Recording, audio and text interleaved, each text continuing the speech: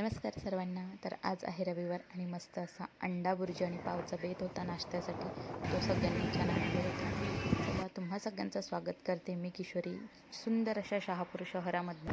आणि बघा कसं नयनरम्य वातावरण असतं ना आमच्याकडे. पण या पावसाचं जरा विचित्रच काम आहे. असो, मग आम्ही आसनगावला पोहोचलो. आसनगावला खूप खूप खूप गर्दी होती काल मच्छी मार्केटमध्ये. तर ते नागविणी येतात ना, फ्रेश आणि मस्त अशी मच्छी मिळते, टेस्टी पण असते.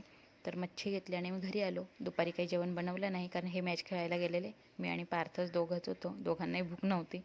तर मग हे रात्रीचंच डायरेक्टली शूट केलं आहे. रात्रीचं जेवणामध्ये मग पॉपलेट फ्राय आणि मांदेलींचा रस्सा बनवायचा होता. आणि थोडीशी मांदेली आहेत ना, फ्राय पण करायची होती. पण गडबड अशी झाली की मांदेली जेवढी साफ केलेली तेवढी सगळी रश्शातच पडली.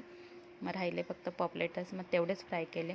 बाकीचे आहेत, जेव्हा फ्राय करेल तेव्हा पुन्हा शूटमध्ये दिसतीलच तुम्हाला. तर मस्त अशी सगळे साफ वगैरे करून घेतले विळीवरती. आणि मग मॅरिनेट करायला जास्त ठेवले पण नाही पॉपलेट. लगेच 15-20 मिनटामध्ये करून घेतले. आणि मग ह्यांची वाट बघत होते जेवायला. तर मग तोपर्यंत बसून काय करायचं म्हणून मेथी निवडून घेतली, कारण की पाच एक्झाम सुरू होते. तर त्याला टिफिन द्यायला लागणार आहे म्हणून.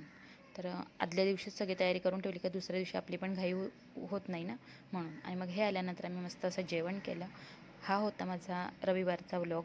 कसा वाटला कमेंट करून नक्की सांगा. लाईक करायला विसरू नका आणि सबस्क्राईब करा.